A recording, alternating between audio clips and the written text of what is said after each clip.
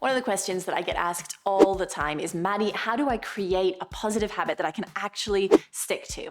During my training as a professional athlete, I lived and died by my habits. And we see this played out in all walks of life, from athletes to artists, from entrepreneurs to hobbyists, from CEOs to parents. Our health, wealth, and happiness is largely determined by our ability to create healthy habits that we can stick to. Of course, it's the sticking to the habit that makes the difference. Being able to come up with an idea for a habit, being able to understand what you want to do with your life, that's the easy bit. But how do I make a habit that I can stick to? How do I stick to what I want to achieve? How do I create something in my life that will get me ahead?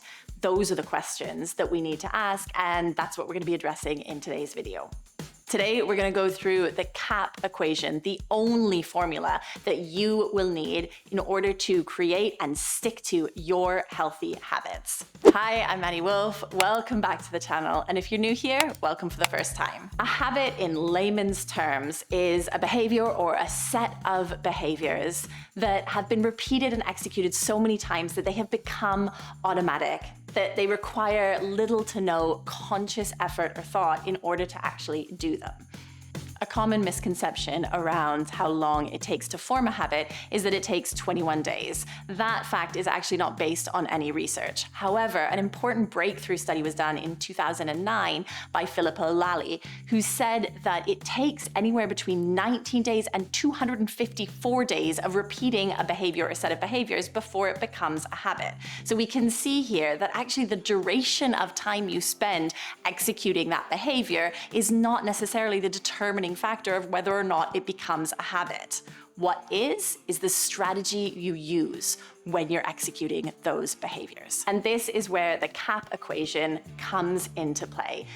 Giving yourself a technique is what is going to make the difference. So let's jump right into what the CAP equation is all about. We have C plus A plus P equals HH. That's C plus A plus P equals healthy habit. And our C here stands for creating conditionals. What this means is creating a set of rules for yourself, instructions, if you like, in order to maintain the execution of the behavior that you want to turn into a habit.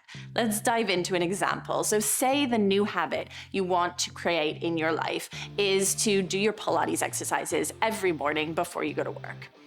The rule that you want to create there might be, when I wake up, I roll out of bed onto my yoga mat and start my Pilates exercises. All of your conditionals that you create are going to follow the same format. When I, or when this happens, blank, I do this. Another example, when I sit down for dinner, I drink a glass of water before I start my food. When I meet someone for the first time, I shake their hand and make eye contact. Whatever the habit is that you want to instill in your life, you create instructions for yourself, always using the when I bit to begin with, because that's when you identify the trigger. What is the environment or the circumstances in which you are going to need to execute this behavior that you want to become a habit. Now, if that seems like a lot of work, actually the truth is you already have these rules. Let's go back to our Pilates exercises in the morning example. Your rule, whether you notice it or not, might be, when I wake up in the morning, I hit my snooze button 3 times. That is a rule that's going on without your control over it. Your rule might be, when I sit down for dinner, I pour myself a large glass of wine. We are existing by rules each and every day, instructions. The difference here is that we now take ownership and we create a new set of instructions to follow in order to start working our new habit. So in order to carry out the C aspect of the CAP equation, you simply need to identify what the trigger is, what the environment for your habit is going to be. That's your when I, or when this happens, and then what you want to happen. I do this. We're going to move on now to the A. A is all about anchoring your core values. What this means is we are essentially putting more meaning onto the habit that we are creating. This means that the habit doesn't exist alone, but it is anchored or hooked onto one of our core values. Now, I talk a lot about the importance of core values because they help you steer through life. They help you make those big, important decisions. They help give you guidance when you're feeling lost. If you are not already really aware of what your current core values are, then I encourage you to do an exercise to find your core values. And if you want some guidance on that, check out this video here where I go through a step-by-step process that allows you to explore what your current core values are. The reason I keep saying current core values is a lot of us are operating with core values that maybe were instilled in us when we were a child and are no longer actually relevant to what we believe in now or how we want to live our life. So by having an up-to-date version of your core values, you should be able to see that your habit, the new one you're trying to introduce into your life, is directly related to one of these core values. But you have to take a bit of time going through this process and identifying which core value it might be associated with. So for example, say your new habit is to eat more fruit during the day.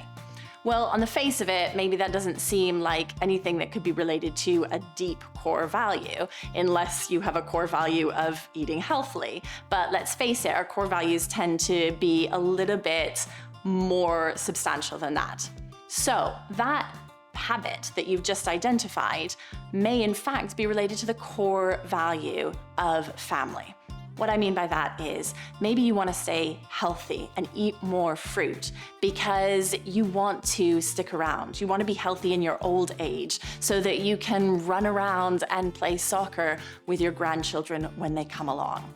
That's how we relate our new habits to something that is incredibly meaningful and based on our belief structure and those all-important core values that are guiding our life. So this aspect, this A, our anchoring to our core values of the CAP equation, may require a little bit of thought and a little bit of digging around to identify which core value that habit is related to. But it's worth doing the work because when we've done that, it becomes more important to us to maintain that habit. And we can use that set of instructions that we created in the C component of our CAP equation and actually have the motivation and the drive to keep going with that habit because it is based on something more meaningful than at the surface level. We get to now our P of the CAP equation, and P is for projecting our future.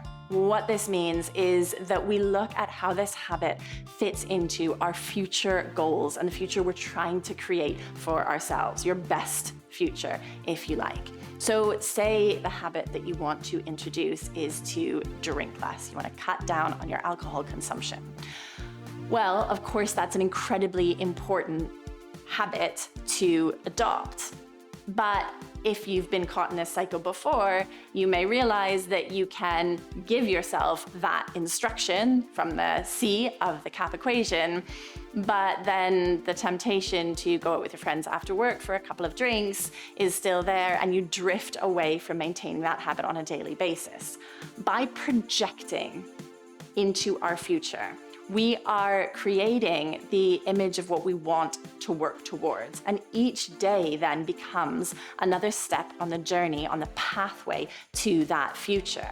And by projecting to our future and understanding that our habit has a direct correlation with the future we're working towards, it means we're less likely to give into that temptation because each and every time we issue that instruction to ourselves, when I this, then I this, it is more relevant to the life we actually want to live. By carrying out the CAP equation and using this formula for every new habit you want to introduce, you're giving it weight and you're more likely to be able to adopt this.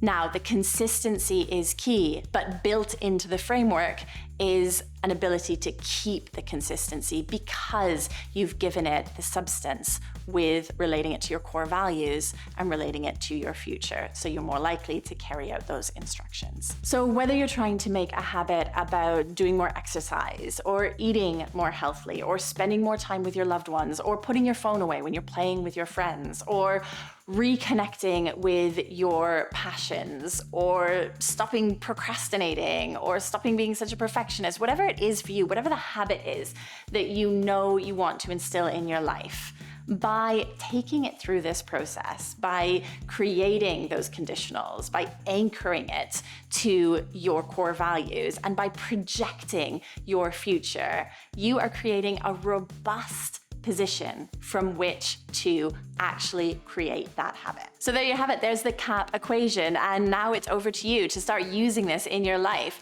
Let me know in the comments what habit it is that you're trying to adopt and how you get on with using this powerful equation. If you like what I'm doing here on the channel, don't forget to hit that subscribe button. And remember, if you want a simple way to understand your core values and give them that much needed update, I've got you. Head over to the video here. It's only about 10 minutes long. I'll see you there.